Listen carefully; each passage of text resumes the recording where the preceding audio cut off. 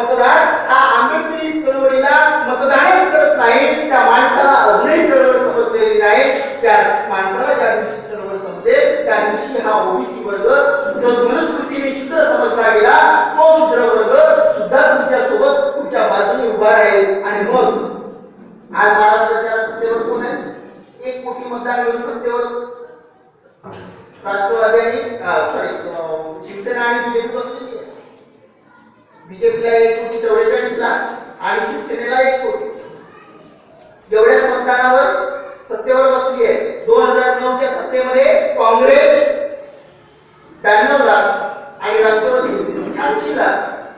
92 लाख मतदान घेऊन काँग्रेस सत्तेवर आले, 86 लाख मतदान घेऊन राष्ट्रवादी सत्तेवर आले. आणि आंबेडकरी चळवळ सत्तेवर यायला 2 कोटी मतदार आहेत.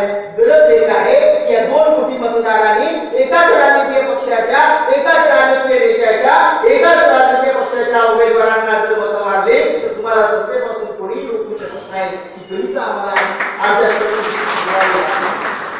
ही गणित आम्ही सुधारवलेली नाही. आणि आम्ही काय केलं तर आम्ही एक दुसऱ्याला बोलत बसलो. दुसरी एक महत्वाची गोष्ट तुम्हाला सांगून जातो. तुम्हाला कर्मचारी वर्गाने फार छळलं, कर्मचारी वर्गाने फार छळलेला. आम्ही कर्मचारी आहोत, आम्हाला राजकीय भूमिका घेता येत नाही. बाबासाहेबांनी या देशाचं संविधान लिहिलेलं आहे आणि संविधानाला अनुसरून संपूर्ण वाटचाल होते. मला एका तरी कायद्यात दाखवा की कर्मचारी वर्गाला राजकीय भूमिका घेता येत नाही. एखादा तरी कलम, एखादा तरी कायदा सांगा. कर्मचारी हा मतदार आहे की नाही? मतदार आहे. प्रत्येक कर्मचारी जर मतदार असेल तर त्या प्रत्येक कर्मचारी हा मतदार आहे म्हणजे त्याला त्याची राजकीय भूमिका आहे. भारतीय संविधानाने जी दिलेला अधिकार आहे की तुम्हाला राजकीय भूमिका घ्यायची आहे आणि तुम्हाला मतदान करायचं. आणि मतदान स्वतः सुप्रीम कोर्ट म्हणतं की जातीच्या आणि धर्माच्या आधारावर तुम्हाला मतदान मागता येत नाही. मग मतदान मागण्याचा अधिकार कोणता असला पाहिजे? तर बाबासाहेबांनी सांगितलं की विचारधारा हाच मतदान मागण्याचा अधिकार आहे. सुप्रीम कोर्टाने त्याच्यावर शिक्कामोर्तब केलंय. मग जर विचारधारा राजकीय मतदान मागण्याचा जर खरा पायंडा जर असेल तर प्रत्येक कर्मचाऱ्याला राजकीय विचारधारा स्वीकारावी लागेल, म्हणजे त्याला त्याची राजकीय भूमिका घ्यावी लागेल. आम्ही कर्मचारी काय करतो की कर्मचाऱ्यांनी काय केलं त्या चळवळीला फसवलं, कसं फसवलं. आम्ही कर्मचारी, आम्हाला राजकीय भूमिका घेता येत नाही.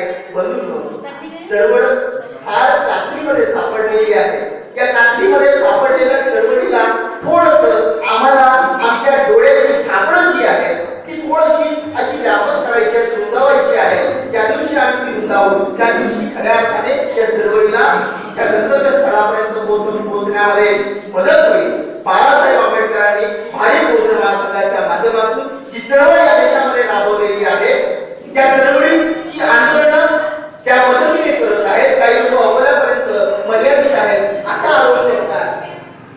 मला हे समजत नाही की अहमदनगरला जातीयताचा लढा, पुण्याला जातीयताचा लढा, तिकडे कुठेतरी जालन्याला जातीयताचा लढा, अमरावतीला जातीयताचा लढा, संघभूमीमध्ये नागपूरमध्ये जाऊन जातीयताचा लढा देऊन त्या आरएसएसला चॅलेंज करणारे की तुमच्यामध्ये हिंमत असेल तर माझ्या बाजूला स्टेज टाका आणि माझ्याशी वैचारिक लढाई करा हे आव्हान करणारे बाळासाहेब भारी बहुजन महासंघ अकोल्यामध्येच आहेत का?